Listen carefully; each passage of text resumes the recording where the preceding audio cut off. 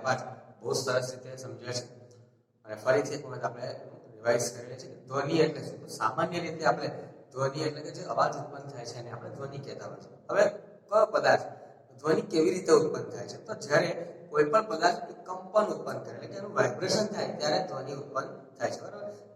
તમારી આજુબાજુ ધારો કોઈ મચ્છર ગુણગુણ કરતું હોય, તો મચ્છર ગુણગુણ કરે એટલે મચ્છર શું કરે છે? એક પ્રકારનો અવાજ ઉત્પન્ન કરે છે. તો મચ્છરનો અવાજ ઉત્પન્ન કરવા પાછળનું શું વાઇબ્રેશન શું થાય છે? સારું હલનચલન થાય છે કે જેથી મચ્છરનો અવાજ શું મચ્છર મોં વડે અવાજ કાઢે છે? તો જવાબ છે ના. મચ્છર જ્યારે એની પાંખોને પટપટાવે છે, એની પાંખો ફળફળાવે છે, ત્યારે એક પ્રકારનો અવાજ ઉત્પન્ન થાય છે. મચ્છર એક સેકન્ડની અંદર જો એ નર હોય તો એ લગભગ 500 કે 550 વખત એ પાંખોને ફળફળાવે અને એના લીધે એક પ્રકારનો ધ્વનિ ઉત્પન્ન થાય છે. તો યાદ રાખજો, કંપન કરતો પદાર્થ ધ્વનિ ઉત્પન્ન કરે છે અને ધ્વનિ એ આપણા જીવન સાથે ખૂબ જ અગત્યની બાબત સાથે સંકળાયેલું છે. કેમ? કારણ કે ધ્વનિના લીધે જ આપણે જે અવાજ નીકળે છે એ અવાજ આપણે ધ્વનિના કારણે નીકળે છે અને એ અવાજના તરંગો બીજા વ્યક્તિના કાન સુધી પહોંચે છે અને આપણે જે પણ કોઈ વસ્તુની જે કોઈ પણ બાબતની રજૂઆત કરવાની હોય એ રજૂઆત આપણે બીજા વ્યક્તિ સુધી જણાવી શકીએ છીએ, બીજા વ્યક્તિને કહી શકીએ છીએ અને એક મનુષ્યની એક બહુ મોટી મહત્વની અને આપણને ખૂબ જ લાભકારી સુખદાયી બાબત છે કે આપણે બોલી શકીએ છીએ. બરાબર. ધારો કે આપણે કોઈ વસ્તુની જ્યારે માંગણી કરવાની હોય, કોઈ વસ્તુની રજૂઆત કરવાની, કોઈ માહિતી આપણે જોઈતી હોય તો આપણે અવાજ દ્વારા બોલી અને બીજા વ્યક્તિને કહી શકીએ છીએ. એટલે આ એક ગોડ ગિફ્ટ છે આપણને અને બહુ જ સુપર ગિફ્ટ છે. તો આપણે એનો ઈશ્વરનો આભાર માનવો જોઈએ કે આપણે બોલી શકીએ છીએ. બરાબર. અને આપણે બધી જ વસ્તુઓને સમજી શકીએ છીએ. હવે જો બોલવાનું ના હોય તો આપણને ઘણી બધી બાબતોની મુશ્કેલી પડી શકે છે. ઘણા બધા લોકો દુનિયામાં એવા હોય છે જે બોલી શકતા નથી. તો આપણે જ્યારે બોલીએ તો એવું બોલીએ કે જે બીજાને ગમે. ચલો હવે આગળ વધીએ આપણે પાઠની અંદર. તો ધ્વનિ ઉત્પન્ન કરવા માટે જે પદાર્થો હોય પદાર્થોનું કંપન જરૂરી છે. તો જ્યારે કોઈ પણ પદાર્થનું જ્યારે કંપન થાય છે ત્યારે ધ્વનિ ઉત્પન્ન થાય છે. ધ્વનિના તરંગો બને છે. એ તરંગો હવામાં તરતા જાય છે અને એક જગ્યાએથી બીજી જગ્યાએ. તો હવાનું એક પ્રકારનું માધ્યમ છે. તો ધ્વનિનું પ્રસરણ અહીંયા આવ્યું. તો ધ્વનિના પ્રસરણ માટે માધ્યમ જરૂરી છે. જ્યાં માધ્યમ નથી, હવાનું માધ્યમ નથી, ત્યાં ધ્વનિનું પ્રસરણ થઈ શકતું નથી. જ્યાં હવાનું માધ્યમ નથી એવા ભાગને આપણે શૂન્યાવકાશ તરીકે ઓળખીએ છીએ. તો શૂન્યાવકાશની અંદર ધ્વનિનું પ્રસરણ થઈ શકતું નથી. હવે જલ તરંગની જ્યારે વાત કરીએ તો પાણીની અંદર પણ ધ્વનિના તરંગો જલ તરંગોની સાથે સાથે આગળ વધતા હોય. તો એ પણ આપણે પ્રયોગ જોયો કે એક ડોલની અંદર આપણે ઘંટડી ખખડાવવાની તો આપણને એનો અવાજ સંભળાય છે. બરાબર. તો એ જલ તરંગો અને પાણીની અંદર પણ તરંગો ધ્વનિના તરંગો વહી શકે છે. અને બીજો એક પ્રયોગ જોયો કે મોબાઈલ ફોનની જ્યારે રિંગ વાગે ત્યારે આપણને ખુલ્લામાં હોય ત્યારે સંભળાય છે. જ્યારે એને એની અંદર એક ગ્લાસમાં મૂકી દેવામાં હવા એની અંદરથી કાઢી લેવામાં આવે અને પછી એને ઉપરથી બંધ કરી દેવામાં આવે તો એ અવાજ આપણને દબાયેલો હોય એવો સંભળાય છે. તો આ રીતે ધ્વનિના પ્રસરણ માટે માધ્યમ જરૂરી છે. આ એક પ્રકારનો આપણે પ્રવૃત્તિ જોઈએ પ્રયોગ તરીકે ઓળખી શકાય છે. બરાબર. હવે જે ધ્વનિ છે, જો આપણે કયા પ્રકારના ધ્વનિ સાંભળી શકીએ તો 20,000 હર્ટ્ઝ. હર્ટ્ઝ એનો એકમ છે. તો હર્ટ્ઝ 20 હર્ટ્ઝથી જે ઓછી આવૃત્તિવાળો જે ધ્વનિ છે એને આપણે સાંભળી શકતા નથી. જ્યારે 20,000 હર્ટ્ઝથી વધારે આવૃત્તિવાળો અવાજ એ આપણા માટે અશ્રાવ્ય છે. આપણે 20 હર્ટ્ઝથી 20,000 હર્ટ્ઝની વચ્ચેનો જ અવાજ સાંભળી શકીએ છીએ. આપણે થોડી નોંધ લખીએ છીએ. ધ્વનિ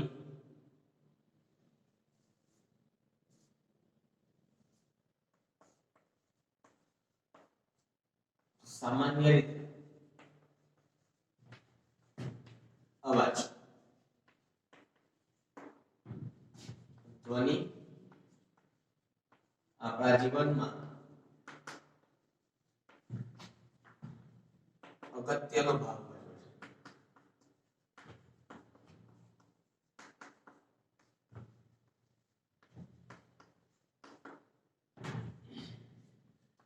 આપણે જે બોલીએ છીએ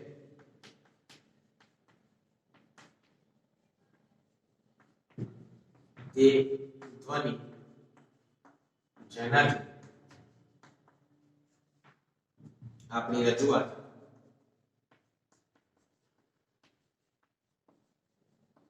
સ્પષ્ટ કરી શકાય.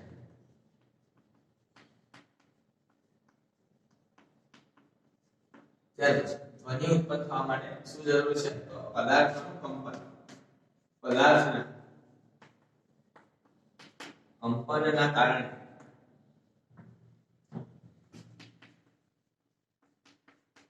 ધ્વનિ ઉત્પન્ન થાય છે.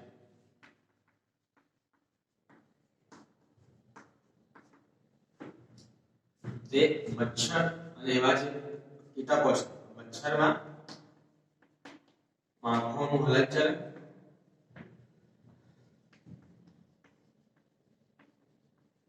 અવાજ કરે છે,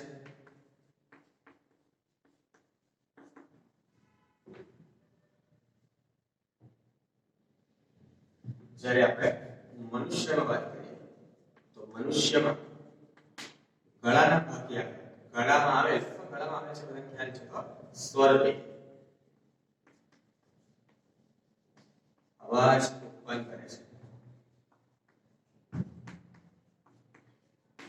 આપણે જે મનુષ્ય છે તે 20 હર્ટ્ઝ થી 20,000 હર્ટ્ઝ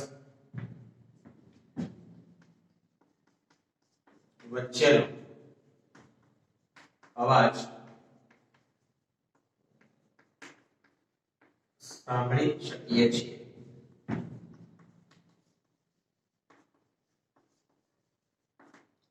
ધ્વનિનો પ્રશ્ન.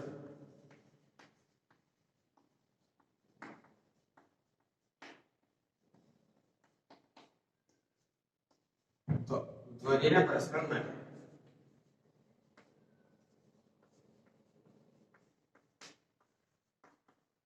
માધ્યમ જરૂરી છે.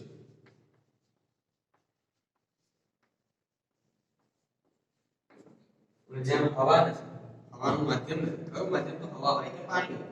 હવે હવાનું માધ્યમ ના હોય, હવાનું માધ્યમ ના હોય તેને આપણે શું કહીએ છીએ? તો શૂન્યાવકાશ.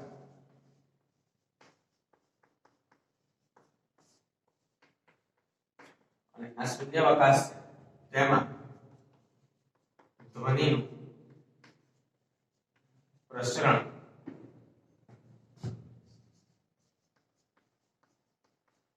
થઈ શકતું નથી.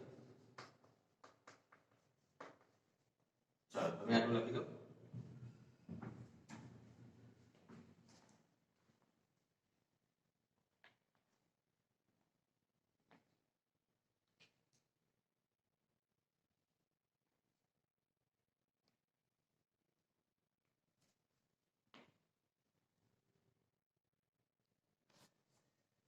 ત્યાર પછી આપણે જોઈએ કંપનનો કંપ વિસ્તાર, આવર્તકાળ અને આવૃત્તિ.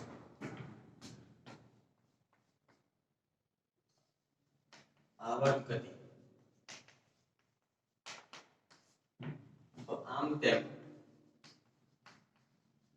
ડાબે જમણે કે ઉપર નીચે થતી ગતિ એટલે આવર્ત ગતિ. હવે આવર્ત ગતિ જ્યારે થાય છે ત્યારે આ આવર્ત ગતિને આપણે દોલિત ગતિ તરીકે પણ ઓળખીએ છીએ. હવે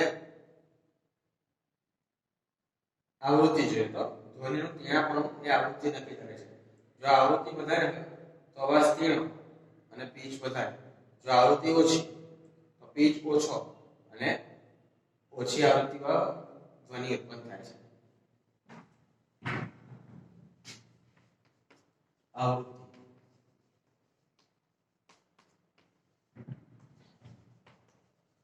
આવૃત્તિ દ્વારા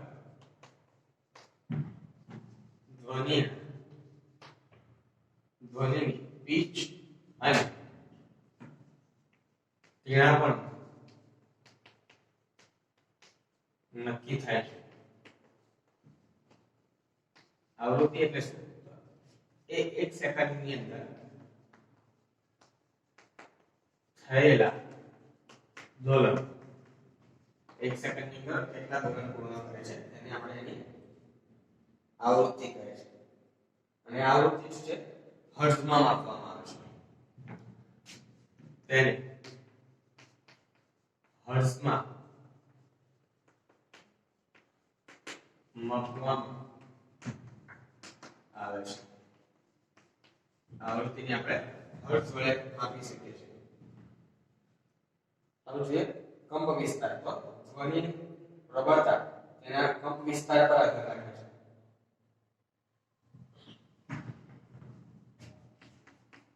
કંપ વિસ્તાર ધ્વનિ પ્રબળતા કંપ વિસ્તાર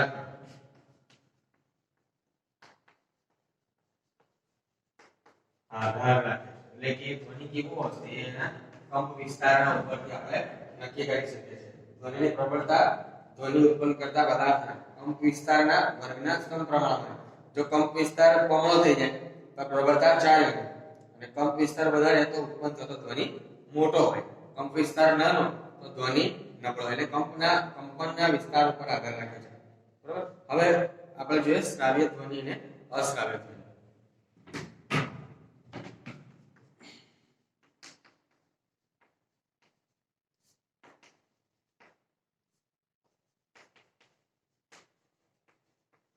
જે અવાજ જે ધ્વનિ આપણને પસંદ હોય એવા અવાજને આપણે જે આપણે સાંભળી શકીએ એવા અવાજને આપણે શ્રાવ્ય ધ્વનિ કહે છે. જે સાંભળી શકાય એને શ્રાવ્ય, અને જેને ન સાંભળી શકાય એને આપણે અશ્રાવ્ય ધ્વનિ તરીકે ઓળખીએ. હવે એના પછી છેલ્લો મુદ્દો છે આપણો ઘોંઘાટ અને સંગીત. જે અવાજ આપણને પસંદ નથી તેને આપણે ઘોંઘાટ કહે છે. જે પસંદ છે એને આપણે સંગીત તરીકે ઓળખીએ છીએ. તો આ રીતે આપણે અવાજને બે ભાગમાં વહેંચણી કરી શકીએ છીએ. જે સંગીત હોય છે આપણને સુખની પરિસ્થિતિ આપણને ખુશી આપે છે, જ્યારે ઘોંઘાટ છે આપણને અસુખદ પરિસ્થિતિ આપણને મગજનું દુખવું, નસો ખેંચાવી, થાક લાગવો વગેરે જેવી ઘટનાઓ કરે છે. હવે આ અવાજ વધારે પડતો જો અવાજ કોઈક જગ્યાએ હોય કે વાહનનો અવાજ, વિસ્ફોટ, ફટાકડાનું ફૂટવું, મશીનોનો અવાજ, લાઉડસ્પીકરનો અવાજ, કુલરો, એર કન્ડિશન વગેરેના જે અવાજ છે એ અવાજને આપણે પ્રદૂષણ તરીકે ઓળખીએ છીએ. તો છેલ્લો મુદ્દો આપણે અહીંયા લખીએ પ્રદૂષણ. પ્રદૂષણને ખાલી આપણે એક વાક્યમાં લખી દઈએ તો અનિચ્છનીય અવાજ. અનિચ્છનીય અવાજ મેં તમને ઉદાહરણ આપ્યા, એર કન્ડિશન કે વાહનનો અવાજ, ફટાકડાનો અવાજ વગેરે અવાજને આપણે અનિચ્છનીય અવાજ એટલે હવામાં પ્રદૂષણ ફેલાય છે. અને એની જો લાંબા સમય સુધી આપણે પ્રદૂષણવાળા વિસ્તારમાં રહીએ તો આપણા શરીર ઉપર પણ એની અસર જોવા મળે છે. એ બધી જ અસરો આપણે જોઈ ગયા છે. બરાબર. તો કઈ કઈ અસરો હોઈ શકે? તો અનિદ્રા, હાઇપરટેન્શન, ચિંતા, સ્વાસ્થ્ય સંબંધી કેટલીક માનસિક બીમારીઓ અને બહેરાશ, કાયમી કે ટેમ્પરરી કે પરમેનન્ટ વગેરે આપણને બહેરાશ પણ આવવાની શક્યતા રહેલી છે.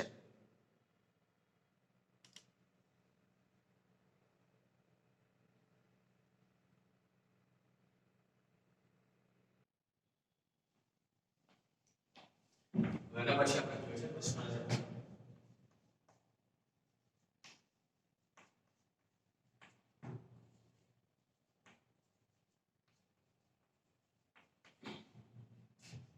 પહેલો પ્રશ્ન આપણે જોઈએ છે કે ક્યારે ધ્વનિ ઉત્પન્ન કરતા કંપન જોઈ શકાતા નથી? ક્યારે ધ્વનિ ઉત્પન્ન કરતા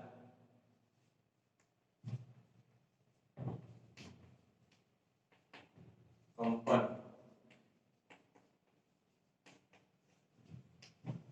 જોઈ શકાતા નથી? ત્યારે આપણે જોઈ શકતા નથી. કંપ વિસ્તાર ખૂબ નાનો હોય જ્યારે કંપ વિસ્તાર ખૂબ નાનો હોય ત્યારે કંપન એટલે ધ્રુજારી જોઈ શકતા નથી.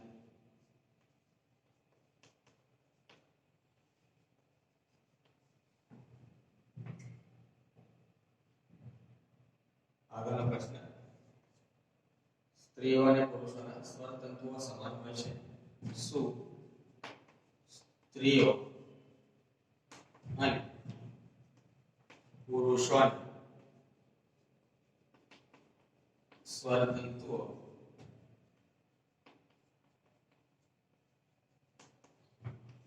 સમાન હોય છે?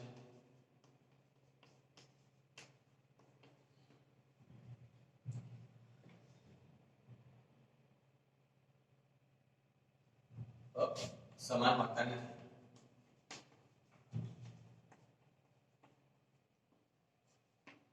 પુરુષોની અંદર 20 મિલીમીટર જેટલા લાંબા, જ્યારે સ્ત્રીઓમાં 5 mm જેટલા ટૂંકા હોય છે. આગળ વધીએ.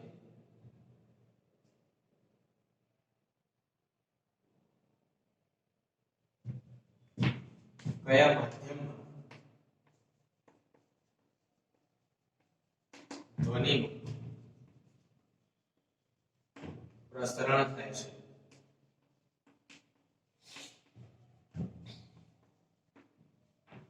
બધા જ માધ્યમની અંદર થાય છે. ઘન માધ્યમ હોય કે પછી પ્રવાહી માધ્યમ હોય કે પછી વાયુ માધ્યમમાં, ઘન પ્રવાહી વાયુ માધ્યમમાં ધ્વનિનું પ્રસરણ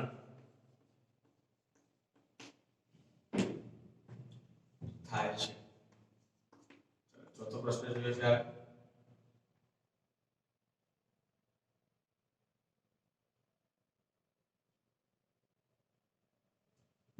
આવૃત્તિ એટલે શું?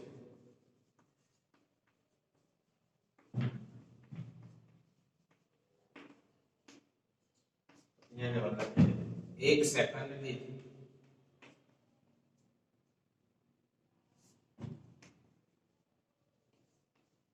થતા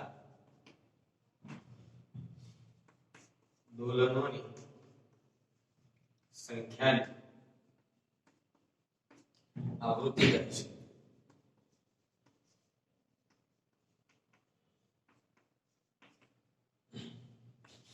પાંચમો પ્રશ્ન જોઈએ છે. કંપ વિસ્તાર વધુ હોય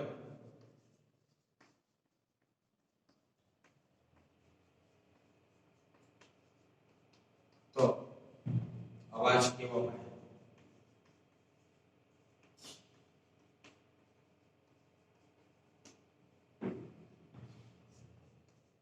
કંપ વિસ્તાર વધુ હોય તો અવાજ મોટો મળે છે. કંપ વિસ્તાર ઓછો હોય તો એ નાનો મળે છે. આગળનો પ્રશ્ન જોઈએ. અશ્રાવ્ય ધ્વનિ એટલે શું? અશ્રાવ્ય ધ્વનિ એટલે શું? તો જે ધ્વનિ આપણે ન સાંભળી શકીએ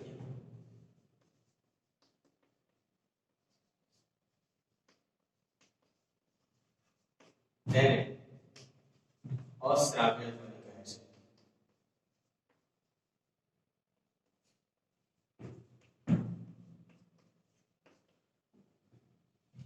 તો આપણે અવાજ સાંભળી શકતા નથી તો 20 હર્ટ્ઝ થી ઓછો અને 20,000 હર્ટ્ઝ થી વધારે આવૃત્તિ વાળો અવાજ આપણે સાંભળી શકતા નથી.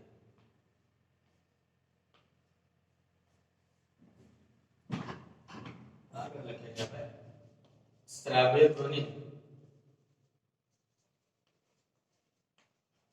આવૃત્તિ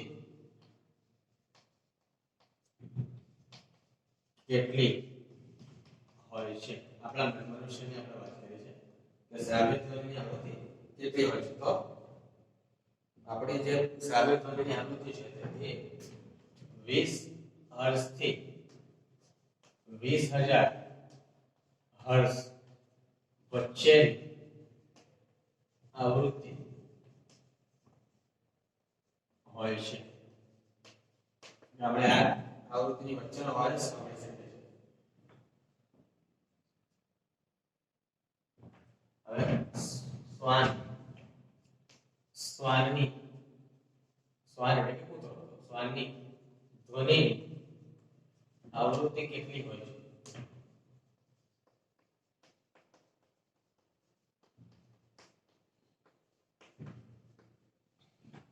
તો જે શ્વાન છે 20,000 હર્ટ્ઝ થી વધારેનો પણ અવાજ વધારે હોય છે. તો 20,000 હર્ટ્ઝ થી વધારેનો અવાજ હોય તો પણ એ સાંભળી શકે છે. બરોબર?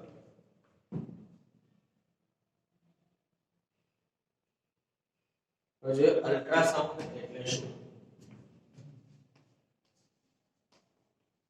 અલ્ટ્રાસાઉન્ડ એટલે શું? તો 20,000 હર્ટ્ઝથી વધારે આવૃત્તિ વાળો અવાજ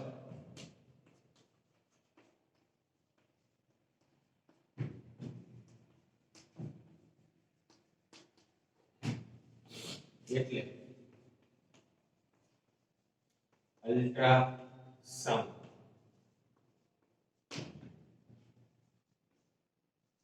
છેલ્લે ધ્વનિ પ્રદૂષણ એટલે શું?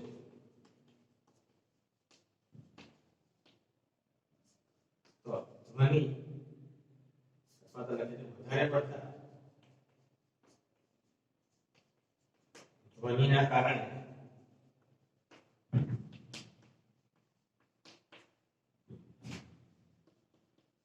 વાતાવરણમાં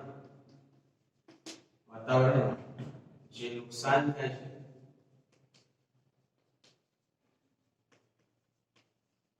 તેને ધ્વનિ પ્રદૂષણ કહે છે.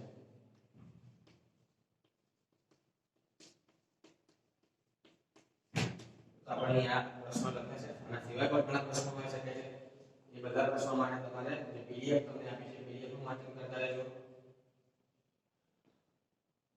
પાઠ છે તો પાઠ વાંચજો અને બધા જ વિડીયો ફરીથી એક વખત આ પાઠના જોજો તમને બધા પ્રશ્નોના જવાબ આવશે. પાઠનું વાંચન ખાસ રાખજો.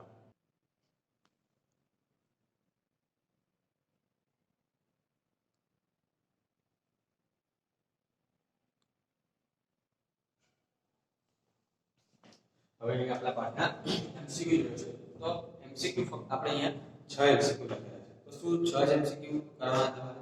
તો ના, ઘણા બધા એમસીક્યુ કરવાના. આ ફક્ત આપણે ઉદાહરણ તરીકે આટલા એમસીક્યુ લીધા છે અને આવી રીતે એમસીક્યુ નો જવાબ લખી શકાય.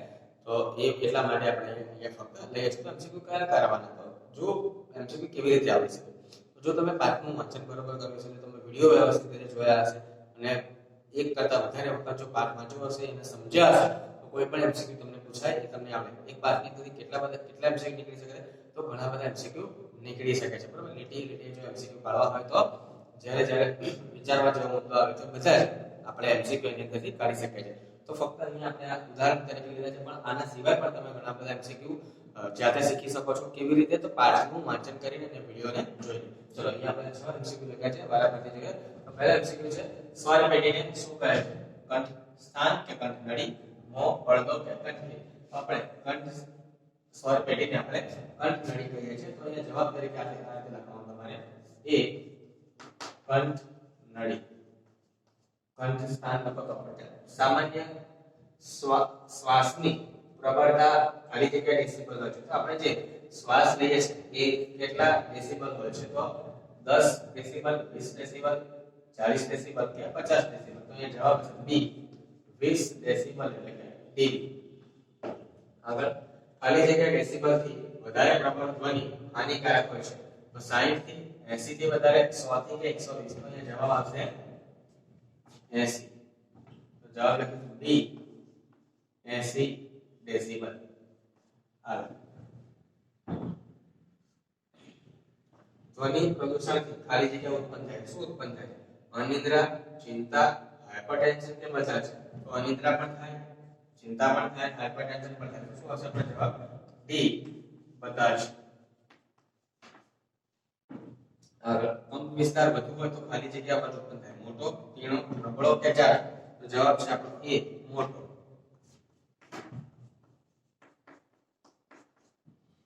ત્યાર વૃક્ષો રોપવાથી ધ્વનિ પ્રદૂષણ વધે છે. તો વૃક્ષો રોપીએ તો ધ્વનિ પ્રદૂષણ વધે કે પછી એટલું છે એટલે કે સરખું રહે કે ઘટે છે કે ઘોંઘાટ થાય છે? તો અહીંયા જવાબ આવશે ઘટે છે. તો જવાબ છે આપણો સી ઘટે છે. બરાબર. તો હવે આ જે એમસીક્યુ ના જે જવાબ લખ્યા તમારે સૌપ્રથમ આ પ્રશ્ન લખવાનો અને 4 જવાબ વિકલ્પો લખી દેવાના. અહીંયા જે જવાબ છે તમારે અહીંયા લખવાનો એ સ્વર કંઠ સ્થાન. બરાબર.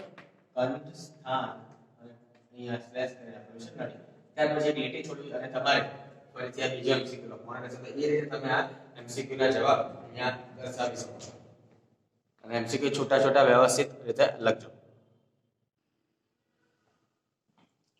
અહીંયા સેટ અહીંયા સામાન્ય શ્વાસની પ્રબળતા 10, 20, 40 કે 50. અહીંયા 20 નથી આવતા, અહીંયા 10 ડેસિબલ આવે છે. તો અહીંયા આપણે લખીશું એ 10 ડેસિબલ. અને બી છે એની જગ્યાએ છે તે એ 10 ડેસિબલ. તો આ બધા એમસીક્યુ તમે લખી દો વ્યવસ્થિત રીતે તમારે ગણવાનું અને પછી એનું વાંચન કરવાનું રાખજો. ફરીથી મળીશું આપણે. આવજો.